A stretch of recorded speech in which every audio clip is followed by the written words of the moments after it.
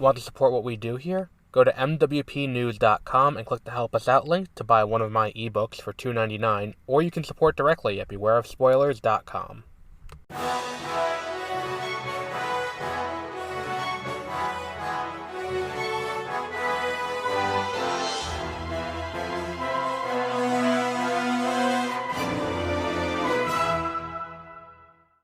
Welcome to Exploring Hyperspace Lanes. I am Adam. Josie could not be with me. She is, dealing with some stuff. She will be back in the near future, though. Don't worry. In the meantime, let's take a minute to talk about the remakes of Pokemon. I guess recorded the backlog files before this of Star Wars Battlefront and Star Wars Battlefront 2 that just hit next-gen consoles. I've played this game on the Switch for the sake of this. I also played the ports of this game that were ported to what are the other ones to Steam back in the day. Now, this game is $31, $35.01. There's $35 first, and it is a remaster of the original.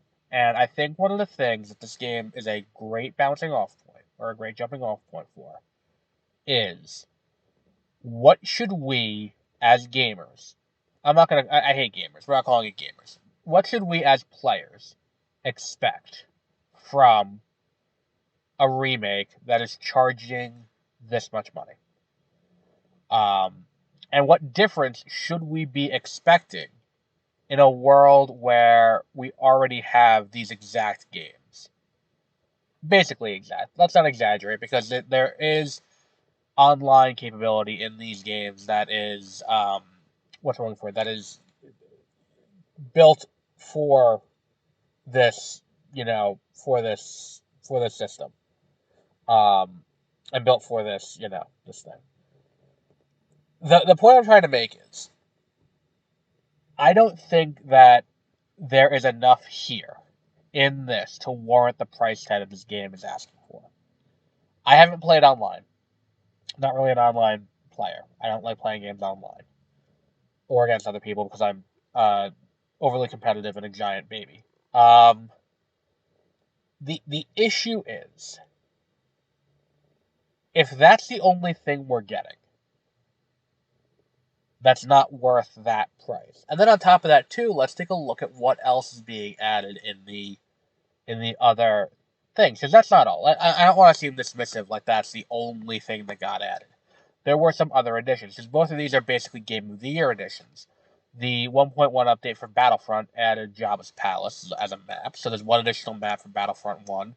And then Battlefront 2 has the 4 maps that were Xbox Live exclusive, the Renvar levels and the... what's the other one? The Renvar levels and the Cloud and the Bestman levels. So, and I think that also came with like an additional level that you could play hero mode in, and then it also came with an additional what's it called? An additional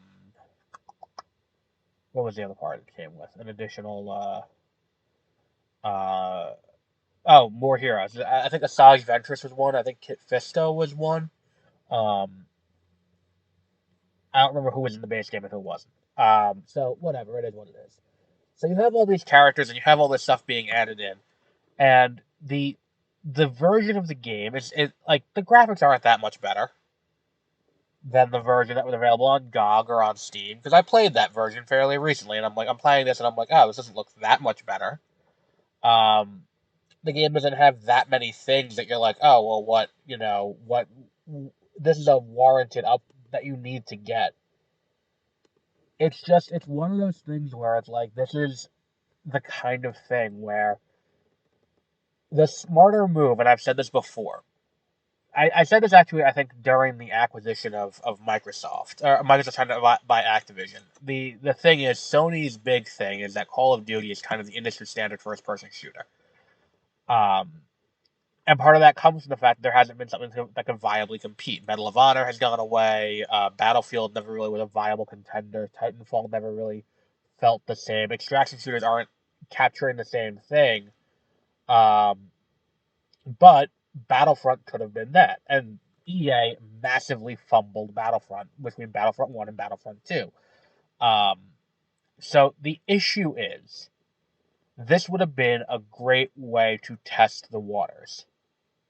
To do a little bit of, okay, let's look at the online. Let's see if we can get the online working. Let's see what the online interest is. Let's see what other things we could, potentially be interested in. Get people interested and see what would make this different. Even if they did Battlefront 2 in that style, and we're like, by the way, we're gonna add in a few more levels that are exclusive to this release that are gonna be based in the sequel trilogy. Or oh, and here's Scarif. Oh, and here is, you know, like here's Canto Bite. Here is Crate. Here is Exegol. Like something like that. Or give us one. I'm not saying give us a lot. Give us one. One world that isn't in the other one to show that you're developing it. And then this could have been the opportunity to be like, look, if this sells well, we will do something with this franchise in the future in this same style because people have been asking for it. And that would have gotten people excited. The difference is all you did was for $35, you released a game that already exists and gave it um, studio supported online, which wasn't really necessary because I'm fairly certain that Battlefront and Battlefront 2, up until this point, had online support. You could have played those games online, just not on Switch, PS4, PS5, and Xbox Series X and Series S, and Xbox One. Like, that's the problem, is that we shouldn't be paying $35 for a game that was at best $7. I think I paid $10 for it, actually. Oh no, Battlefront and Battlefront 2 were on Xbox One already. And I don't have an Xbox Series X, but presumably they were forward compatible. So all this is a way to say, like, oh, okay, and we're going to support the online a little bit, but at 3501, is that really worth it? Is that really worth the price of admission? Should we, as players, pay that price just to play online? Especially when anyone who wanted to could have just done it already on PC. What's the point of that? And what's the point of any of it? Why are we bothering to do this? This should have been an easy slam dunk. And then on top of it, too, the online didn't even work for a lot of players because they didn't have the server capacity. Which, like, what the fuck were you thinking? Why wouldn't you do that? Why wouldn't you make sure the servers could handle what you would anticipate would be a large influx of people who are all trying to play this game when it comes out? It's just bizarre to me the way they completely mishandled the situation. And to an extent, we brought this on ourselves. We bought, the Star Wars Classics collection. We bought the Disney Classics collection. We bought all these classic collections. So I was like, oh, let's release Battlefront that same way. I get the thought process. I completely understand the thought process. I completely understand why I thought this was a good idea. The issue is Battlefront is a very different beast from these other entries. It's a different beast from Episode One Racer. It's a different beast from Jedi Knight. It's a different beast from Knights of the Old Republic. It is a very different thing. And for them to be like, okay, we're going to release this now, and just kind of be like, okay, we're going to get the online going and have that there. Why? This should have been a more in-depth upgrade if you're going to charge people $25 more than what's been available. $25 more does not buy the online experience they gave. $25 more, like I said, should have bought more maps. $25 more should have bought more gameplay modes. $25 more should have bought fixing the fucking AI in this game that plays like shit. $25 more should have fixed bringing in the shit that we had in the later two games, Elite Squadron and Renegade Squadron for the PSP.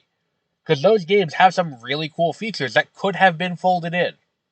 Like, instead of calling it Battlefront and Battlefront 2 and just releasing it that way, just call it Battlefront Definitive Edition and make this, like, the perfect version of those games. Make it the perfect version of that and be like, this is what we're going to do. You want to play in that style, you want to play in this style. Here are some characters that you like from the new ones. Here are some characters from, the old shit. Here's some other stuff that you may like. Like, that's the move. That's the move here. And they completely botched it. They just completely did this totally wrong. Um, which is a shame because I bought this game being like, Um, this is going to be a great experience. And look, to the game's credit, I had a lot of fun with it when I was playing it in single player. Not enough fun to warrant me being like, okay, well, I'll pay $35 when I already own it for 10. Like, the experience playing in single player is not nearly the same. The only difference is mobility, which, if I have a Steam Deck, I don't even need that. The only difference is Battlefront 2 has native gamepad support, which it does not have on Steam. You have to mod it on Steam to get gamepad support, which is a pain in the ass. Um, or you have to like manually encode every fucking thing, and that's also a pain in the ass. So the point I'm trying to make is, let's just, you know, reconsider what we need to do when we're making these games. And then as players, we can't reconsider that, but as players, we can reconsider when we go out and buy these games. When do we go out and be like, okay, well, I'm going to drop $35 on this. This is a worthwhile investment. And therein lies where we'll end today.